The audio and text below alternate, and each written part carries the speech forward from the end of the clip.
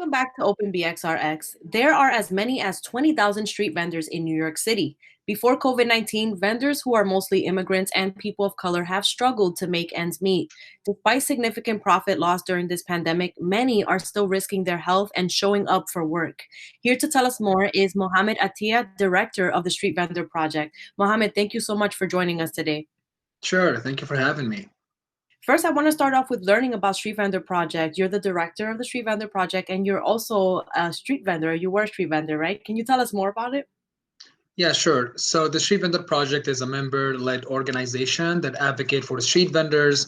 We serve as their voice in the city and the state government. Our main purpose is to improve the working conditions of street vendors. And of course, we provide legal service and small business services to our members. Right.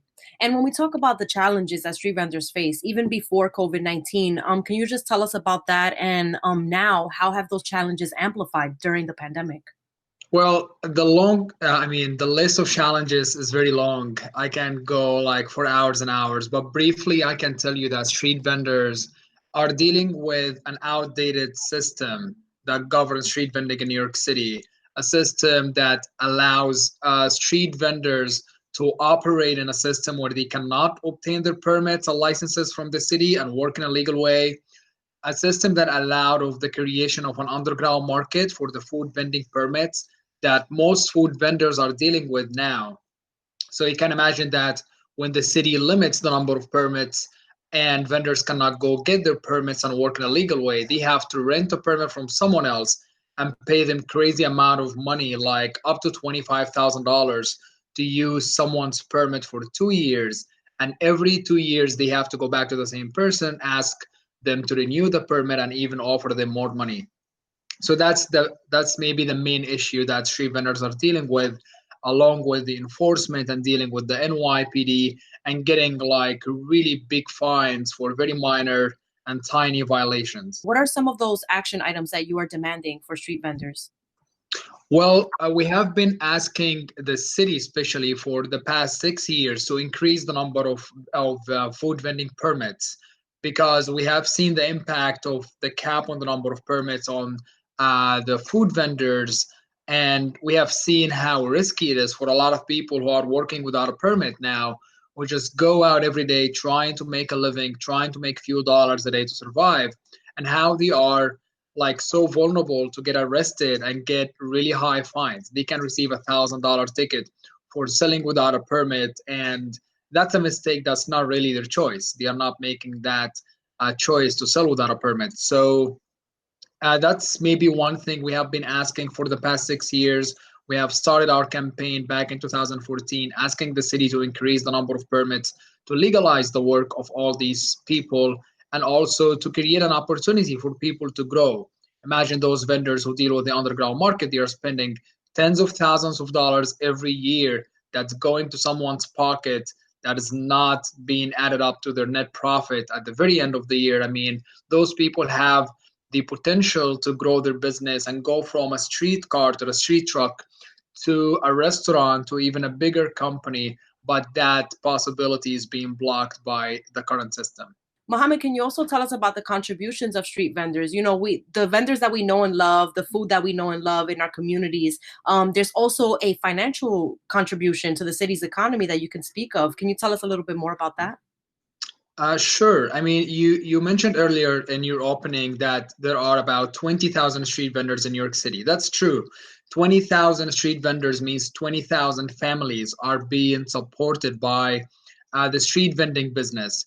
The business itself is very, very huge. Like a study that came out in 2012 estimate the economic impact of the street vendors in New York City to add up $293 million to the local economy of New York City. More than $70 million being paid in taxes. More than 18,000 jobs are being provided. And like, let's be honest, the study was very conservative. So we know and we estimate that even the reality will be a lot more than that. We know how many jobs the vendors create.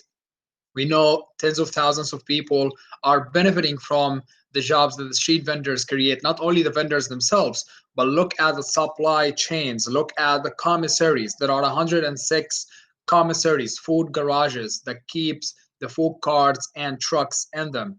A lot of jobs, a lot of economic opportunities are out there for the street vendors, and the street vendors contribute to the economy and also serve their communities. Everywhere we go in New York City, we will find street vendors serving their communities, serving the food deserts, providing fresh produce to food deserts that don't have access to like a half an hour walking distance from a supermarket. You can find that down the block where you live on a fruit and vegetable cart.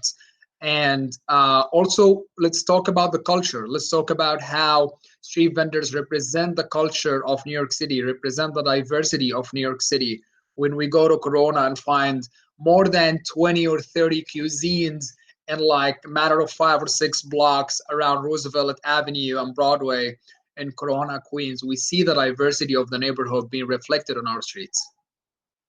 And sales normally for street vendors during this time would be absolutely different because there will be more traffic coming in and out of the street. But because of social distancing, this has completely drastically changed. Can you tell us a little bit about that as well? The economic impact to many street vendors. Yeah, it all happened at the beginning of March when we have received many phone calls from our members. And as you mentioned, I was a food vendor myself, so I'm still really attached with the food vending community. And I know hundreds of people who are vendors, and they all have been calling and texting, asking, what the hell is going on? What's happening in New York City? Why my business is like going really, really bad? Why I'm losing my daily sales? And a lot of people, since the first week or two of this pandemic, have stopped working completely because they found out that it's not worth it to go out every day. We have seen people spend 12 hours working in the streets and made only $20 sale. You can imagine that that doesn't cover anything. It doesn't cover any of their expenses.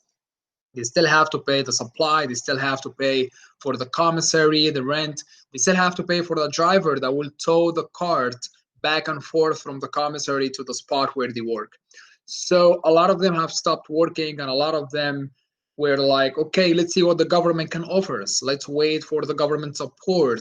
And sadly, soon after, we all found out that the Small Business Services Department programs and the SBA programs are not really helpful to street vendors for many reasons, including that most of them are undocumented.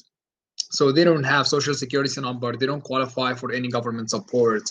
A number of them don't really have that complicated and sophisticated documentation in keeping their business. You can imagine that many vendors don't have a business bank account, and they don't have a payroll and a W-2 and all of these documents that usually the SBA will require for your business to qualify for grant or a loan. The Street Vendor Project is offering help and assistance through an emergency fund. Can you tell us more about that and how people can help, donate, or reach out in any way? Yeah, sure. So soon after, we started the Street Vendor COVID-19 Emergency Fund because we knew that street vendors are struggling at the moment and they don't have any means of support. So we issued this emergency fund. We launched it. You can find it on our social media. You can find it on Facebook and Twitter. And what we are doing basically is like raising the money and sending cash assistance to our members, sending them a gift card of $300 to support them during such a crisis. And so far, we have seen the amazing support from New Yorkers all across the board. We have raised more than $135,000. We have seen people shipping in as much as they can. We've seen donations of $6 and $7. We have seen donations of $10,000. We have seen big organizations and foundations throwing thousands of dollars into the fund because everyone knows street vendors. Everyone cares about street vendors. That's our neighbor. That's our family member. That's our best friend. We see every single day in the morning to buy our food.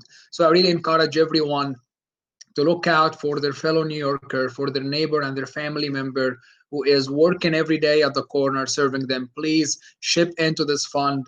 Any donation will help, and every dollar you donate will go directly to the street vendor to support them during this crisis. Thank you, Mohamed. So we can try to give a little bit of assistance to some vendors who might be tuning in. Are they allowed to vend during COVID-19? Are permit applications still open? How can they contact you for help? Give us a little bit of guidance in that regard. Yeah, sure. So all food vendors are allowed to work. According to the executive order by the governor, all food vendors are considered essential businesses. So we don't have a problem with that. And we can tell that a number of vendors are working now. So especially fresh produce vendors, we have seen them in many neighborhoods. They are still operating. Of course, business is not the same. It's a lot less than before, but it is something which is better than nothing. So yes, for all food vendors, yes, you can operate. Please be so careful, like manage your business in the best way, follow all the instructions and all the precautions that the CDC have been issuing in the past couple of months. To all vendors, all street vendors, including food vendors, of course, please follow us on social media. Follow us on Facebook at Street Vendor Project. Follow us on Twitter at Vendor Power. And it will be very helpful to go over our Facebook page and watch the trainings we have made.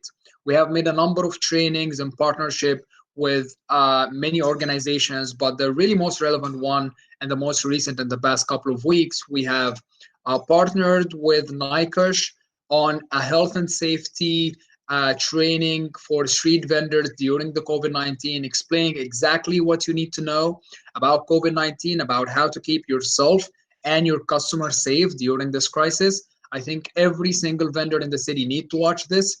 This training we have conducted 4 times in 4 different languages, in English, Spanish, Mandarin, and Arabic. So whatever your language is, hopefully you will see it there. The resources are out there.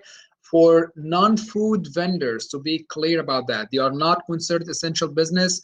They are not allowed to open yet till the pause executive order is discontinued. So we really encourage people not to work because they can be a subject to fines. And we encourage people who want to work, who are able to work and keep up their business, please be super careful, take care of yourself and your health and your customers' health. And you can reach out to us through our social media. You can reach out to us through Facebook, send us a message. We'll definitely respond to you ASAP. You can follow us on Twitter and Instagram, and we'd really love to connect with you all. Thank you for joining us today, Mohamed. Thank you for your time. Thank you so much for having me. Folks, to stay connected, you can follow at Street Vendor Project on Instagram and visit their website, streetvendor.org, for updates and to check out their Street Vendor COVID-19 Emergency Fund. That's all for our show today. Thank you for tuning in to BXRX. I'm your host, Sonyi Lopez, wishing you and your family safety and wellness now and always. Until next time.